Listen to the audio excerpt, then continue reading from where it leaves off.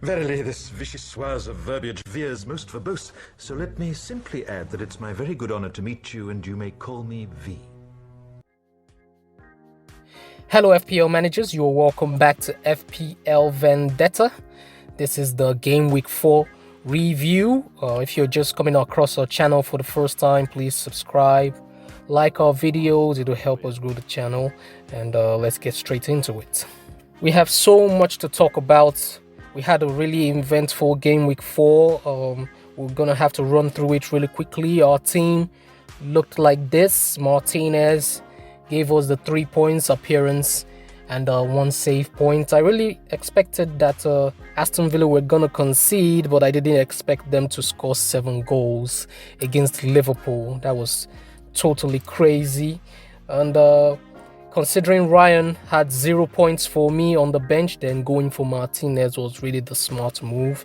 Coleman and Justin got me 1 point. Not impressive at all. Saiz got us 8. I'm really happy we stuck with the Wolves defense. We knew that the 0 points from last week was kind of like a one-off, and even though Saiz got us 8 points, the Wolves attack is really causing me some concern, but we'll get to that. Mahrez and Foden, just the appearance points for both. Rodriguez got us 18 points. So good. I really wish I had captained him. That would have gone a long way in helping us this week. But Zaha got us appearance points, 2 points. Same thing with Ings. Dominic Calvert-Lewin continues to impress, scored a goal. Jimenez, only the appearance points, that made it 4 points. James, Maddison and Lamptey got me 0 points. Another person causing me a lot of concern, Lamptey.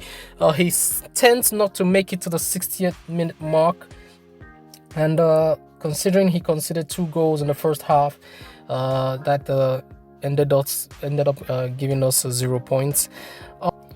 That brought us to a total of 49 points, 45 if you add the -4 hits we took, which yielded no results. We're still above the 2 million rank, so we're gonna have to really re-strategize. I would really need your help out there. I'm gonna be putting up a couple of polls, in fact more than a couple, throughout the week, and I would need you to vote and help me make some of these decisions so our points haul can increase starting with Game Week 5. But before we get into all that, player of the week has to be Jack Grealish. 2 goals and 3 assists against a very strong Liverpool team. Totally unexpected. I've got my eyes on him. He's on the watch list. If he continues to play like this, we're definitely bringing him in. The team of the week, Aston Villa. No doubt about it. 7 goals to 2 against Liverpool. Completely unexpected. Absolutely impressive scoreline right there. It will really boost your confidence and your morale going into the rest of the season.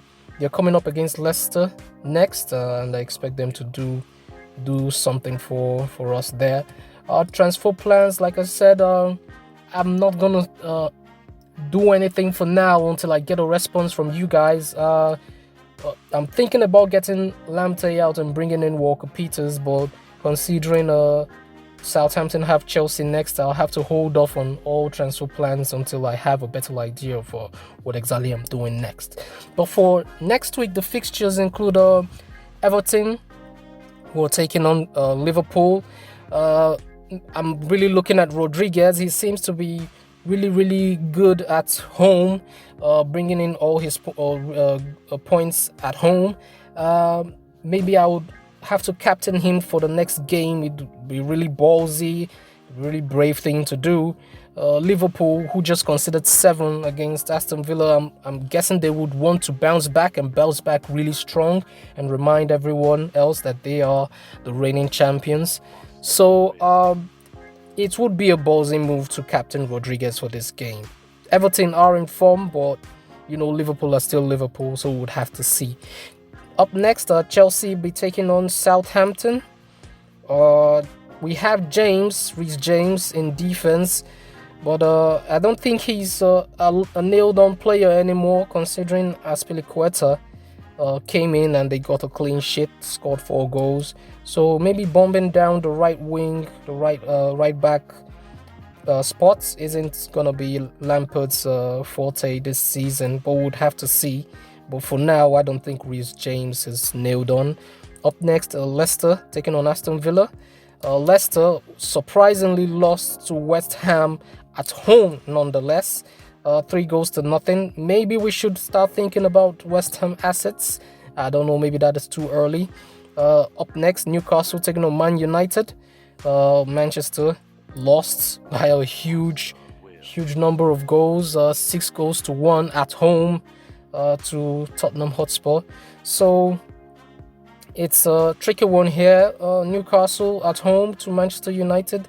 Maybe Manchester United are going to bounce back against them.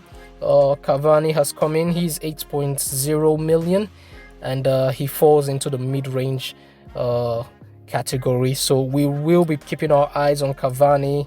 Probably he is going to start in this game, or Solskjaer would want to ease him in. Considering Martial is red carded for this game, he's not going to be available. So maybe Igalo could come in, or he could switch it around. Solskjaer could switch it around and put Rashford central and bring Donny van de Beek back into the team. So we would have to see for that. It's a good one to keep an eye on. Sheffield United against Fulham.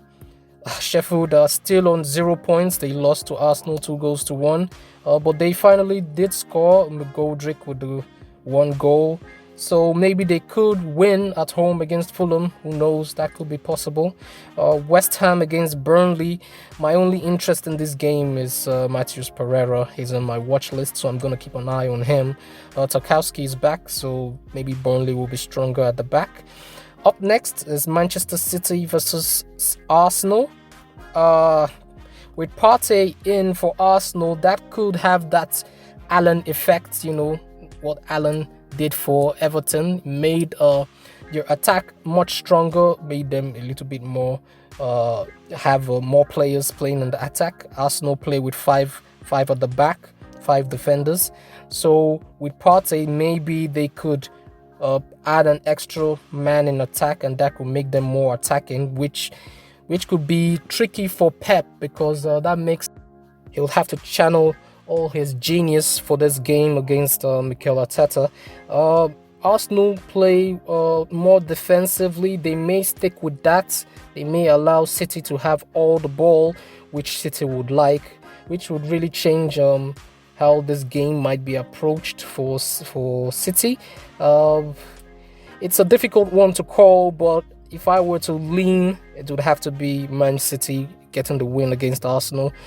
Kevin De Bruyne still has no focal points to aim for, so he hasn't really been bringing in the points for you guys. So there might be some improvements. They have no choice. They have to win this game, so I'm expecting they will do just that. Crystal Palace against Brighton. I have Zaha and Lamptey, as you know, so I'll need you guys to let me know exactly who I'm throwing in for this one. They both conceded 4 goals in the last game, so it's really difficult one to call. Spurs against West Ham, another really difficult one to call, because Spurs and West Ham are in great form right now. I had Jarrod Bowen, who had a very good preseason, so I'm really confused right now. Do I bring him back? Because the first 2 games he did absolutely nothing for me, so I thought his preseason form hasn't translated, but right now he's doing really well, so I don't know. Should I bring him back? Should I wait and see? We'll have to see. Leeds versus Wolves, another difficult one to call. Jimenez isn't scoring the goals for Wolves. Leeds are really doing well considering the fixtures they had, so I'm guessing I'm leaning towards Leeds. They're at home, so I expect them to do well in this game. As for transfer plans, I'm gonna have that done in the next video after I've gotten the results of the polls, and that will drop over the weekend. The team set up for game week 5 would come in considering they were having international matches, and there might be injuries, so we'd have to wait and see. During the weekend we're going to drop that video and show you what our lineup would be for game week 5. And if that will be all, I'll say cheers, FPL wisely, and may the force of green arrows be with you.